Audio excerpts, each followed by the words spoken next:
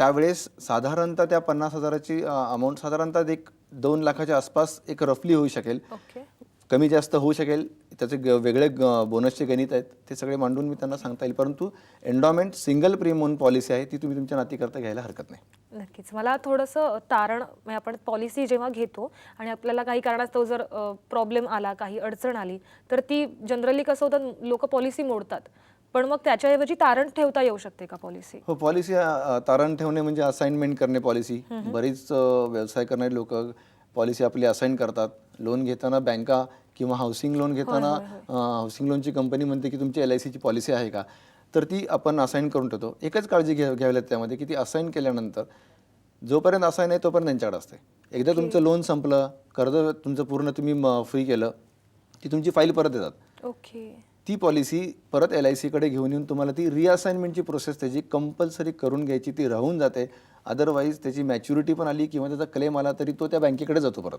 Okay. तर एवढी फक्त काळजी घ्या की तुमची तारण ठेवलेली पॉलिसी ही तुम्ही नंतर जेव्हा लोन रिपे कराल त्यावेळेस तुमच्या LICच्या एजंटला किंवा LICच्या शाखेत कॉन्टॅक्ट करून ती परत रिअसाइन करून घ्या. ओके. नक्कीच. मला आणखी एक प्रश्न पडला आहे, माझा स्वतःचा आहे. कारण की असं आहे की मी पॉलिसी काढली होती काही वर्षांपूर्वी, पण काही कारणास्तव तिचं प्रीमियम जाणं बंद झालं आणि आता ती पूर्णतः बंद आहे. मला वाटतं अनेक लोकांच्या अशाच आपण काढताना काढून घेतो पॉलिसी, पण नंतर ते रेग्युलर पैसे भरले जात नाही, त्याच्यामुळे मग ती बंद पडते. मग अशा बंद झालेल्या पॉलिसीज पुन्हा सुरू करायच्या असतील तर त्याच्यासाठी काय प्रोसिजर आहे? खूप अवघड ती ॲक्च्युली ती हे नाही आहे प्रोसेस, सोपी प्रोसेस आहे. कारण कोणीच पॉलिसी काढताना असं म्हणत नाही की बंद पुढे पडावी म्हणून कोणी काढत नाही. तर तुम्ही पॉलिसी चालू करू शकता. त्याच्यात चालू करताना जर का तुमच्याकडे आत्ता पैसे आहेत, LICच्या त्या ब्रँचमध्ये गेला तर तुम्हाला चालू करण्याकरता ते एक कोटेशन मिळतं, त्याला मी रिवायवल कोटेशन म्हणतो. त्याच्यामध्ये त्यात आजचं वय किती आहे, तुम्ही कुठे जॉब करताय, हे सगळं बघून कदाचित नॉन मेडिकल चेकअप न करता पॉलिसी चालू करून मिळेल तुम्हाला. पैसे नसतील, पॉलिसीवरती लोन अवेलेबल असतं, लोन काढा आणि मग प्रीमियम भरून पॉलिसी चालू करा. काही पॉलिसी मनी बॅक असतात, त्या मनी बॅकची तुम्हाला दर 5 वर्षांनी पैसे मिळत असतात. इन बिटवीन लोकांची पॉलिसी बंद होते, पण ते पैसे तुमच्या हक्काचे आहेत, ते पैसे घेऊन सुद्धा तुम्ही पॉलिसी चालू करू शकता. अरे वा, बरेच ऑप्शन्स आहेत त्यामध्ये. बरेचसे या ऑप्शन्स बद्दल तर खरंच लोकांनी बंद पडलेली असेल पॉलिसी तर तात्काळ LIC मध्ये येऊन संपर्क साधावा आणि पॉलिसी त्यांची सुरू करावी. नक्कीच. आपल्याला आणखी एक फोन येतोय बोरिवलीवरनं, सुनील यांचा. सुनील, आपला प्रश्न विचारा. बोला सुनील. हॅलो. हा सुनील, आपला प्रश्न विचारा. हा मॅडम, मी सुनील जंगापल्ले बोलतोय. बोला. हा, बोरिवलीहून सुनील जंगापल्ले बोलतोय मी. हा सुनील, आपला प्रश्न विचारा, सलग प्रश्न विचारा. हा प्रश्न महावले साहेबांना प्रश्न असा आहे की 45 वर्ष माझं वय आहे. 45 वर्षाच्या नंतर कुठची पॉलिसी आपण घेऊ शकतो? ओके. सुनील साहेब, 45 वय हे काय खूप जास्ती नाही. अतिशय तुम्ही आता संसाराचा एका मध्यावरती आहात, घर, मुलं, एक व्यवस्थितरित्या तुमचं आता सगळं सेटलमेंट झालेली आहे. योग्य वय आहे इन्शुरन्स पॉलिसी घेण्याची. खूप प्लॅन्स आहेत. मी आता सगळे प्लॅन्स तुम्हाला सांगत बसलं तर वेळ दिला आपल्या याच्यामध्ये खूप, परंतु खूप प्लॅन्स आहेत. त्यात एंडॉमेंट नावाचा प्लॅन आहे, जीवन आनंद प्लॅन आहे, मनी बॅक प्लॅन आहे, टर्म इन्शुरन्सचं कॉम्बिनेशन घेऊन तुम्ही पॉलिसी घेऊ शकता. तुमची आत्ता 45 वर्ष असल्यामुळे तुमची तब्येत चांगली असेल, तुमच्या वयाला अनुसरून आणि तुमच्या उत्पन्नाला अनुसरून योग्य अशी तुम्हाला पॉलिसी मी सांगू शकेन किंवा तुम्हाला तुमचं कोणी इन्शुरन्स एजंट असेल त्याला कॉन्टॅक्ट करून तुम्ही ती योग्य पॉलिसी घेऊन टाका. अतिशय चांगला प्रश्न तुम्ही विचारलात आणि तुम्हाला मी नक्कीच समाधानकारक याच्यामध्ये उत्तर दिलेलं आहे आणि तुम्ही केव्हाही मला किंवा कुणालाही कॉन्टॅक्ट करून पॉलिसी लवकरात लवकर काढून घ्या. नक्कीच महाराष्ट्र कॉलिंगमध्ये ही चर्चा अशीच सुरू ठेवायची, पण इथे वेळ झाली आणखी एका छोट्याशा विश्रांतीची.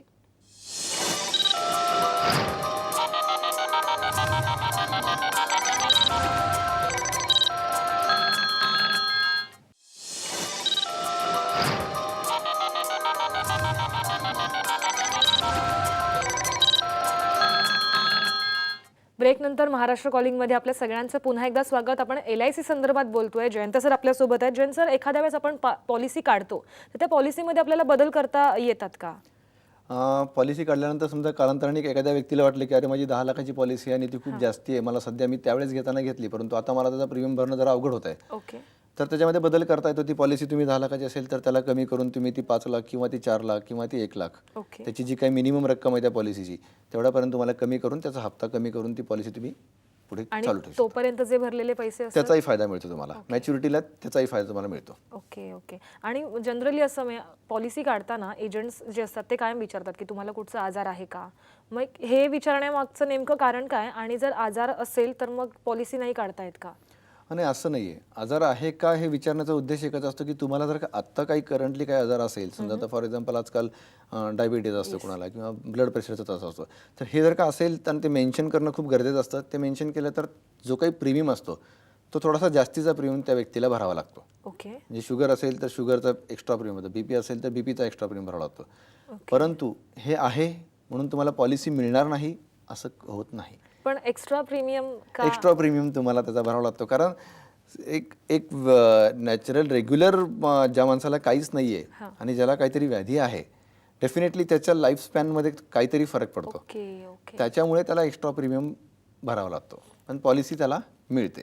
ओके. पॉलिसी मिळते म्हणजे असं काही नाही की आजार अगदी हो हो अगदी कोणता अगदी म्हणजे एन्जिओप्लास्टी झाली असेल तरी पॉलिसी मिळते, एन्जिओग्राफी झाली असेल तर पॉलिसी मिळते, बायपास सर्जरी झाली असेल तरी पॉलिसी मिळते, ओके किडनी रिमूव्हल असेल एखादी तरी पॉलिसी मिळते. त्यामुळे असं काही नाही आहे की कोणता मेजर आजार आहे आणि मला पॉलिसी घेता येणार नाही असं नाही. पॉलिसी मिळते, एक्स्ट्रा प्रीमियम भरायची तयारी ठेवायची. ओके. आणि इन्फॉर्मेशन टेक्नॉलॉजीचा वापर आता LIC मध्ये केला जातो, तो नेमका कसा काय केला जातो? आता LIC एवढी मोठी संस्था आहे, 2048 जवळपास आज शाखा आहेत, त्याच्यानंतर 978 अशा सॅटेलाईट ब्रँच म्हणून छोट्या छोट्या ब्रँचेस ओपन केलेल्या आहेत LICने, आणि 45,000 अशा शाखा आहेत की ज्या आज माझ्या ऑफिसमध्ये स्वतःकडे कलेक्शन पॉईंट आहे. म्हणजे माझ्या ऑफिसमध्ये कोणीही येऊ शकतं, भारतातली कुठल्याही पॉलिसीचा प्रीमियम हा माझ्या ऑफिसमध्ये भरतो आम्ही ओके. आणि त्याची रिसिट इश्यू करतो. हे सगळं कशामुळे कनेक्ट झालं? हे IT च्या याच्यामुळे कनेक्ट झालेलं आहे. तर अतिशय पुढे गेलेली आहे LIC ह्या इन्फॉर्मेशन टेक्नॉलॉजीमध्ये. तुम्हाला मॅच्युरिटीचे पैसे, त्याच्यानंतर तुम्हाला मनी बॅकचे पैसे, प्रीमियमचे पैसे, हे पुढील काळामध्ये तर तुम्हाला मॅच्युरिटीसुद्धा जर दिल्लीची पॉलिसी तर पुण्यात मॅच्युरिटी मिळेल, पुण्याची पॉलिसी बेंगलोरमध्ये मिळेल. तर ITचं सेक्टर IT खूप व्यवस्थितरित्या LICने वापरलेली आहे आणि छान त्याचा फायदा पॉलिसी होल्डरला होत आहे. लगेच आपल्याला एक फोन येतोय वडाळ्यावरनं साक्षी यांचा. साक्षी, आपला प्रश्न विचारा. हॅलो, बोला. नमस्कार सर. हां नमस्कार. मॅडम नमस्कार. मला प्रश्न विचारायचा आहे की LIC तर गव्हर्नमेंटची आहे, म्हणजे त्याच्यात तर लोकांचा विश्वास असतोच, पण प्रायव्हेट ज्या कंपन्या आहेत, बॅक्स लाईफ सारख्या किंवा दुसऱ्या आहेत, तर त्याच्यामध्ये काढल्यानंतर काही फायदा तोटा काय असा असतो का? म्हणजे असं लोकांना भीती वाटते की प्रायव्हेट मध्ये काढल्यानंतर काय मिळेल पुढे जाऊन. LIC वरती लोकांचा विश्वास आहे, पण अशा कंपन्या ज्या आहेत प्रायव्हेट त्यांच्यामध्ये काही म्हणजे असं तोटा किंवा नुकसान काही असतं का? कम्पेअर केलं तर हां कसं आहे माहिती आहे का, आता शेवटी त्याही इन्शुरन्स कंपन्या आहेत. ही एक अग्रगण्य जुनी भारतातली एक नावाजलेली कंपनी आहे, त्यामुळे लोकांचा विश्वास ह्याच्यावरती खूप आहे. त्याही कंपन्या इन्शुरन्स देण्याकरताच आपल्या देशामध्ये आलेल्या आहेत. आता फरक एवढाच पडतो की परत त्याच्यामध्ये आता एखादी समजा प्रायव्हेट बँक आणि एखादी नॅशनलाइज बँक असं म्हणते की नाही बाबा माझी FD असू दे इकडे, की ती अगदी सेफ, मला काही आवश्यकता नाही तिकडे जाऊन, मला भीती नाही कोणती. तसा तेवढाच फरक आहे. त्याही कंपन्यांचे पॉलिसीज लोक आजही घेतात. अडचण अशी काही नाही आहे, मान्य आहे. त्यातल्या काही कंपन्या आता भारतातून समजा आता मॅक्स न्यूयॉर्क लाईफ म्हणजे न्यूयॉर्क लाईफ इन्शुरन्स कंपनी आता भारतामधून आता त्यांनी जे काही काम आहे ते बंद करून त्या बाहेर गेलेल्या आहेत. त्यानंतर AIG बाहेर गेलेली आहे, MP सनमार होती पूर्वी, तीही बंद पडली. त्याच्यामुळे लोकांचा अजून थोडीशी भीती वाढते की अरे उद्या ही कंपनी जर का बंद करून बाहेर गेली तर काय होईल. परंतु LICने आपली विश्वासार्हता मला वाटतं बरेच वर्षांपासून टिकवलेली आहे. त्यामुळे हरकत नाही, त्याही शेवटी इन्शुरन्स कंपन्या आहेत. बरं, सध्या मी एक ऍड बघतोय, मी बरीच म्हणजे एक 6 महिन्यांपासून बघतोय, जीवन आनंद अशी, मी एक नवरा बायको दाखवले आहेत त्याच्यामध्ये. तर ही मला वाटतं ही जी पॉलिसी आहे तिच्याबद्दल आम्हाला थोडंसं सांगा. अगदी म्हणजे त्या पॉलिसीच्या नाव आनंद आहे तसे ती आनंद देणारी पॉलिसी अगदी. कारण त्या पॉलिसी सारखी LICचा एक त्यांनी वेगळी आयडेंटिटी क्रिएट केली त्या पॉलिसीने. त्याला आम्ही असं नाव ठेवलं होतं की नाव हे जीवन आनंद आहे, परंतु जिंदगी के साथ भी और जिंदगी के बाद भी, ही स्लोगन इतकी फेमस झाली याच्यामध्ये. पूर्वी काय व्हायचं, पॉलिसी काढली, मॅच्युरिटी झाली, संपली की तुमची आम्ही ओरिजिनल पॉलिसी घेणार आणि तो कॉन्ट्रॅक्ट तिथे संपला. या प्लॅनमध्ये असं आहे की समजा फॉर एक्झाम्पल तुम्ही आज एखादी पॉलिसी घेतली, 25 वर्षाची पॉलिसी घेतली आणि ती 25 वर्षानंतर संपली, आम्ही तुम्हाला मॅच्युरिटीचा चेक देणार, तुमचे प्रीमियम बंद होणार, परंतु पुढे 100 वर्षापर्यंत ती पॉलिसी चालू राहते. 100 वर्षापर्यंत चालू राहते आणि 100व्या वर्षी परत मॅच्युरिटी मिळते. अशी ती आनंद देणारी पॉलिसी आहे. प्रचंड आनंद देणारी आहे असं मी आज इथं सगळ्या प्रेक्षकांना सांगेन. ओके, नक्कीच. अनेक पॉलिसीज बद्दल सरांकडनं आपण जाणून घेऊयात, पण आणखी एका छोट्याशा विश्रांतीची वेळ झाली आहे.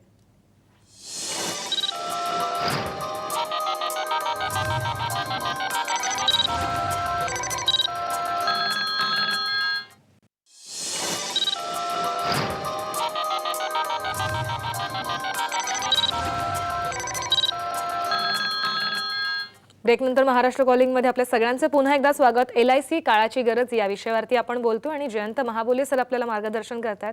सर एक खूप वेगळा प्रश्न आहे, म्हणजे कदाचित तो राग येऊ शकतो, कारण की बरेच लोकांचं असं म्हणणं आहे की जे LICचे एजंट्स आहेत ते खूप मागे लागतात, म्हणजे तुम्ही हा प्लॅन घ्या, ही पॉलिसी घ्या. हा, तर ते थोडंसं इरिटेट होतं अनेक लोकांना. तर या बाबतीत काय तुम्ही सांगाल? खरंच खूप चांगला प्रश्न विचारला तुम्ही हा. कारण हा प्रत्येक लोकांच्या मनातला प्रश्न आहे की अरे बाबा LIC एजंट नको. परंतु मला एक सांगा की असं मला आजपर्यंत 20 वर्षात असं कोणाचा फोन आला नाही की अरे कधी येतोस आणि माझी पॉलिसी काढतोस. हा, राईट. त्यामुळे ती प्रायोरिटी लोकांनी कधीच ठेवलेली नाही त्याला स्वतःला, की आज सकाळी उठल्यानंतर असं कोणी म्हणत नाही चला आज मी जयंत महाबोलेला फोन करतो आणि पटकन पॉलिसी काढून घेतो माझी, असं होत नाही. त्यामुळे एजंट हा कायम फॉलोअप करत असतो. मी बऱ्याच वेळा माझ्याही काही क्लायंटला विचारलं, साहेब मी तुम्हाला जरा जास्ती फोन करतोय, प्लीज हा, म्हणजे असं काही नाही माझं. तर ते नाही तुझं काम आहे, तू फॉलोअप नाही केलं तर मी पॉलिसी नाही काढणार. त्यामुळे मी आज सगळ्यांना एकच सांगेन की प्रेक्षकांना की पॉलिसी एजंट मागे लागतोय म्हणून होत आहेत पॉलिसी, आपल्याला त्यानिमित्ताने इन्शुरन्स मिळतोय, तर तो येतोय तर त्याला एंटरटेन करा, ऐकून घ्या त्याचं. परंतु तुमच्या गरजा बघून तुमचा हे बघून तुम्ही पॉलिसी काढा. परंतु एजंट मागे लागतोय हे तुमच्या फायद्यासाठी लागतोय. नक्कीच. असंही नाही, आम्हाला कळलंय ते. तुम्ही बरोबर म्हटलात की एक इन्शुरन्स राहतो आणि एक आपली बचत, जसं तुम्ही म्हणतात तसं राहतं, एक सेफ्टी राहते आपल्या आयुष्यभरासाठी. मला आणखी एक असं विचारायचं की इन्शुरन्स कंपनीकडे जेव्हा आपल्याला क्लेम मिळवायचा असतो तेव्हा खूप जास्त त्रास किंवा खूप कटकटी सहन करायला लागतात, तर अशा वेळेस काय करावं किंवा असं होतं का? आता मी तुम्हाला मगाशी सांगितलं की आमच्याकडे आज क्लेम रेशो जो सेटलमेंट क्लेम रेशो तो 98.9 आहे. असं होत नाही ॲक्च्युली की काही ठिकाणी कागदपत्रांची जर का पूर्तता व्यवस्थित झाली नाही तर मग तिथं क्लेमला उशीर होतो, आणि मग तो क्लेमला उशीर होत गेला की असं वाटतं की अरे लवकर पॉलिसीचे पैसे का मिळत ना मला. ओरिजिनल पॉलिसी हरवलेली असते नेमकी क्लेमच्या वेळेस, मग डुप्लिकेट पॉलिसी काढावी लागते, मग त्यावेळेस क्लेम सेटलमेंटला जावं लागतं. बरं, हा नुसार डेथ क्लेम, मॅच्युरिटीचे क्लेम्सचे पैसे तर आज आम्ही लोकांना पाठीमागे लागून देतो. आज मी प्राऊडली माझ्या सांगू शकेन की माझ्या ज्या ब्रँचमध्ये जे काही स्टाफ आहे, जे काही अधिकारी आहेत सगळे, ते असे आम्हाला बोलवतात की महाबले ही लिस्ट घ्या आणि जा या लोकांना पहा की यांचे पैसे द्यायचे आपल्याला. तर पैसे देण्याकरता आम्ही लिस्ट तयार करतो आणि क्लेम सेटलमेंट करतो आम्ही. बरं, आजकालची जी जनरेशन आहे ती बऱ्याचदा ऑनलाईन, म्हणजे या बाबतीत खूप जास्त प्रगत झालेलं आहे. म्हणजे IT किंवा ही जी टेक्नॉलॉजी ती खूप जास्त प्रगत झाली आहे आणि आजची यूथ पण थोडी ऑनलाईनवरती जास्त भर दिलेला असतो. तर ऑनलाईन प्लॅन्स काही आहेत का LICचे? ऑनलाईन आता सध्या आमच्याकडे 2 प्लॅन्स आहेत. एक टर्म इन्शुरन्स आहे जो तुम्ही ऑनलाईन घेऊ शकता, दुसरा एक पेन्शन प्लॅन आहे जीवन अक्षय म्हणून, तो तुम्ही ऑनलाईन घेऊ शकता. असे 2 प्लॅन सध्या आहेत. फ्युचरमध्ये आणखीन प्लॅन नक्की येतील ऑनलाईनला. नक्कीच. आणि आणखी एक थोडीशी महत्त्वाची गोष्ट की LIC कडनं किंवा आणखी कुठच्या ठिकाणाहून फोन येतात लोकांना, निनावी फोन असतात ते, त्याच्यामध्ये असं तर या प्रकारांवरती असं खरंच फोन येतात LIC कडनं की तुमचं काही बोनस बाकी आहे किंवा असं काही? बरोबर आहे. ॲक्च्युली असे फोन्स LIC कडून येत नाहीत. LIC कडून कधीच असे फोन येत नसतात की तुमचा बोनस बाकी आहे, तुमची पॉलिसीची मॅच्युरिटी होणार आहे. सगळं कम्युनिकेशन हे आमचं एकतर रिटर्न कम्युनिकेशन असतं किंवा ईमेल द्वारे असतं. त्यामुळे असे येणारे फोन्स हे पूर्णपणे फेक कॉल आहेत. तर तुम्ही अति चांगला प्रश्न विचारला. मी एक गोष्ट दाखवायला इथं आणलेली आहे सगळ्या आपल्या प्रेक्षकांना की अशा प्रकारे LICने भारतामधल्या सगळ्याच न्यूजपेपर्सला अशी जाहिरात दिलेली आहे की अशा फोनला एंटरटेन करू नकात, कारण हे फसवे कॉल आहेत. अशी LICतून पण हे ओळखायचे कसे की बाबा आपला फेक कॉल झालेले आहे? तुम्हाला जेव्हा असं काही सांगितलं होतं की मी तुमचे बोनस मिळणार आहे वगैरे वगैरे, तर असं तुम्हाला LICतून कधी फोन येत नाही. तुम्हाला डायरेक्ट रिटर्न लेटर येतो तुमच्याकडे, आणि आलं तर तुम्हाला ते म्हणतात की तुम्ही ब्रँचला येऊन भेटा. तेच खरे ज्युनियन फोन किंवा तेच ज्युनियन तुमचं कम्युनिकेशन. अशा ह्याच्यावरती प्लीज कोणी विश्वास ठेवू नका, आणि याचा खूप त्रास होतो त्याच्यानंतर. येस, नक्कीच. सगळ्या पॉलिसीधारकांनी ही गोष्ट लक्षात ठेवा की LIC कडनं अशा कोणताही निनावी फोन येत नाही की तुम्ही तुमचा बोनस घ्यायला या. एक प्रॉपर लेटर जातं आणि ब्रांचमध्ये भेटा असं सांगितलं जातं. करेक्ट.